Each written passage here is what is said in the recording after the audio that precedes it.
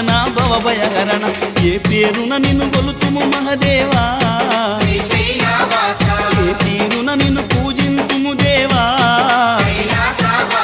ఏ పేరున నిన్ను కొలుతుము మహదేవా